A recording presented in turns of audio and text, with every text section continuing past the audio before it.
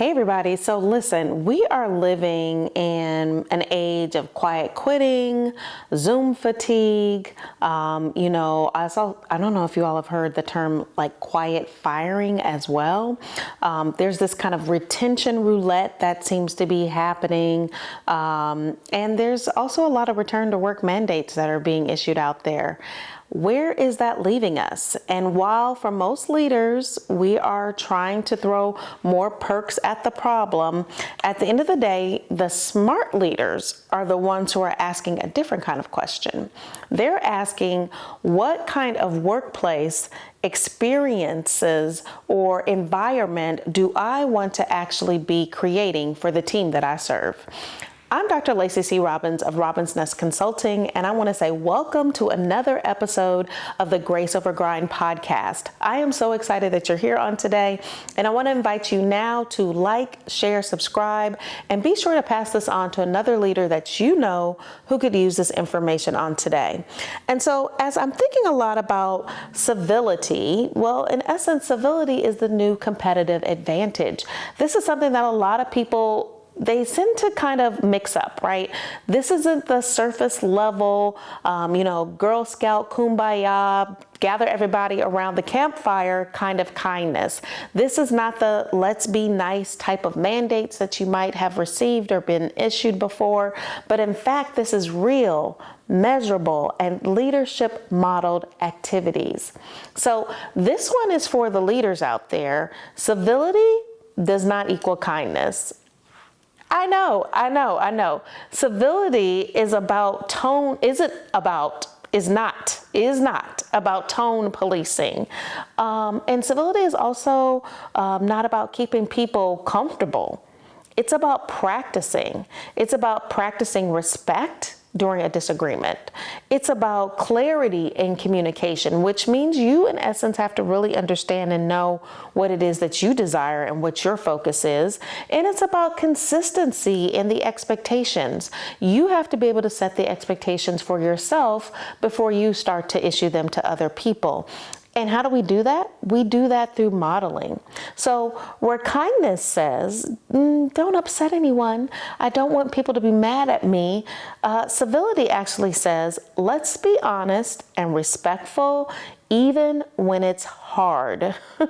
It is possible to be able to do so.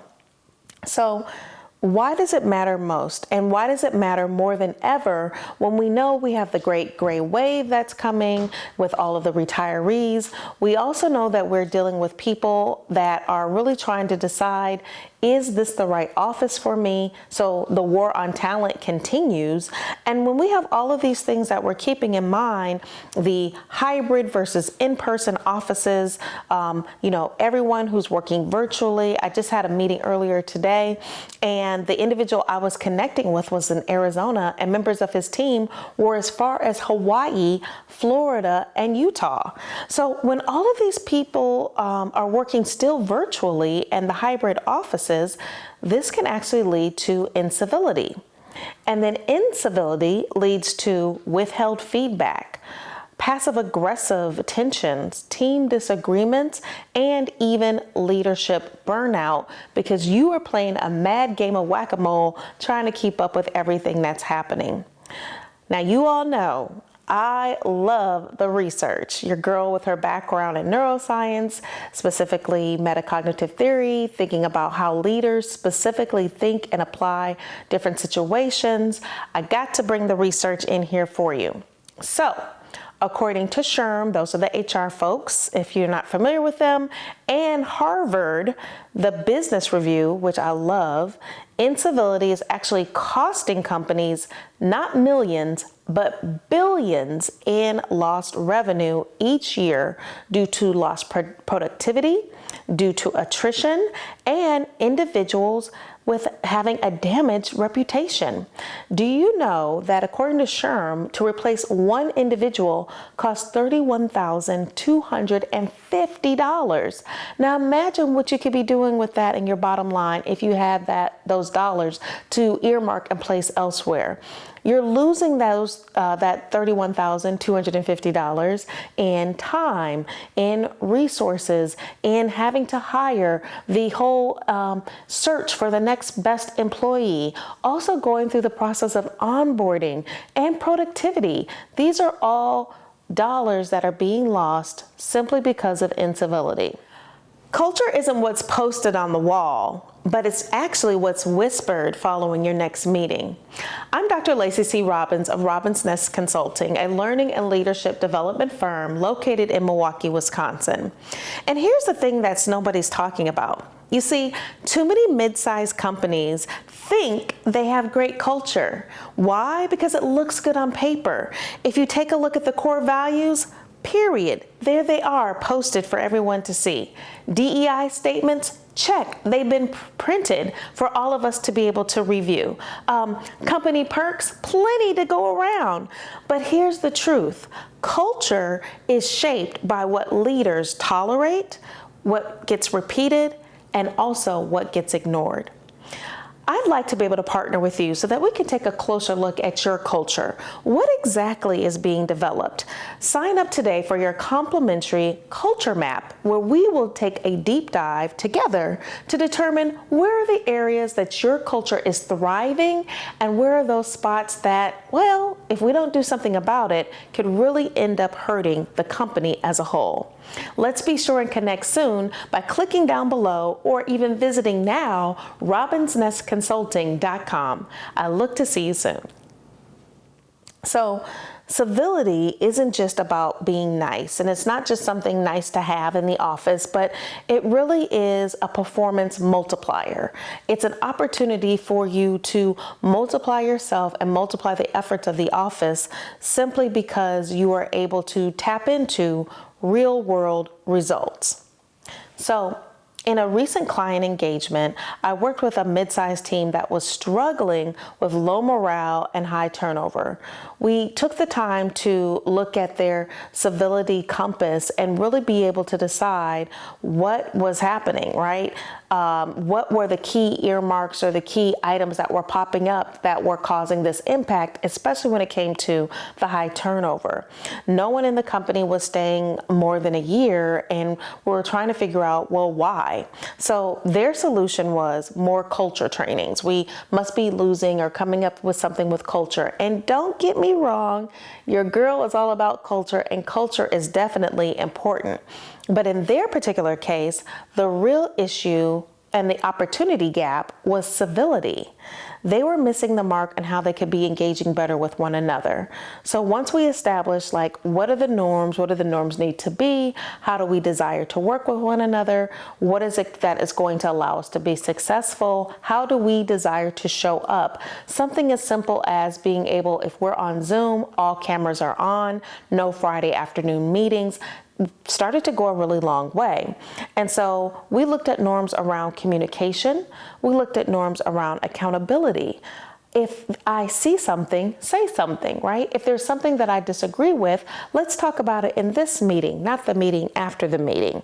And we also talked a lot about, with the leadership tone and how their tone was coming up with engaging with the other members of the staff. So retention started to improve in like about 24% in less than 90 days, just because of starting to make these adjustments with how the team was working together. So it wasn't because they launched a new wellness program. It wasn't because they added and bought in lunch every week for the team, or, offered detailing services to come to the office, but they really did something so vital, which was rebuild relational trust. So I want to give you another example. This is a personal example from dealing with my own team. And my communication with a member of the team really had broken down. I couldn't figure out why. I couldn't figure out what had happened and when it happened, but we were definitely at a breaking point. the team member and myself sat down and had a one-on-one conversation, so much to the point that the team member also could identify that there had been a breakdown in communication, and they too didn't know when or where it happened. Long story short, we were able to do, in essence, a reset so that we would be able to better work together moving forward. Sometimes you as the leader have to be able to humble yourself enough to realize that, the problem might in fact be you. And once you realize that you may be the problem or may be the issue in keeping the dynamics and the relationships moving forward with the team, with the organization, with that team member that you're working with, that's where the real change can start to begin. So here's my final thought. Your team doesn't need more pizza parties. They don't need more opportunities to be able to, meet me at the happy hour. But what they need is a leader who is bold enough to model truth and trust in action. It took a lot of effort on my behalf, if I say so myself, to humble myself and even have that conversation with the employee, and to also realize that I was a part of the problem, that some items that were happening outside of the office were impacting our work in the office. This has allowed us to be able to move forward and continue our driving forces as we continue to build a company that we love and enjoy working with and coming to every day. So let's begin together. How can you start to assess how civility on your team can really be showing up, or if it doesn't? I want to invite you to be sure to sign up for our complimentary culture map. As a part of this complimentary culture map, you can start to see where are the pathways that maybe we've gotten off as a team, and where are the opportunities that we can continue to grow. Again, if this episode helps you, be sure and share it with another leader that you know. And until the next time, from process to practice, grab your stilettos and let's go. I look to see you soon. At Robbins Consulting, we specialize in high-impact, facilitated retreats professionally driven to assist you and your team in being able to determine and to recalibrate. These lead from within 1 or 2 day retreats are designed to help teams recalibrate their culture, strengthen their leadership behaviors, and align around what matters most. Because when you're the one guiding transformation as the leader, when do you have the opportunity to be able to steal away and really determine, how do I stay sharp? This is where we come in. We can actually partner with you and assist you and your team of leaders in being able to find a time and space to address the leadership blind spots, create a culture that is a reset, grounded in civility and clarity, and then lastly, leaving that time together with a practical roadmap of decision-making, accountability, and connection. At the end of the day, this is what's going to drive your team towards creating a culture and a climate that allows you to retain top talent. Are you ready to begin? Let's connect and let's design together your next Lead from Within company retreat. I look forward to connecting with you soon. Click down below, or you can visit now, robinsnestconsulting.com. I'll look to see you soon.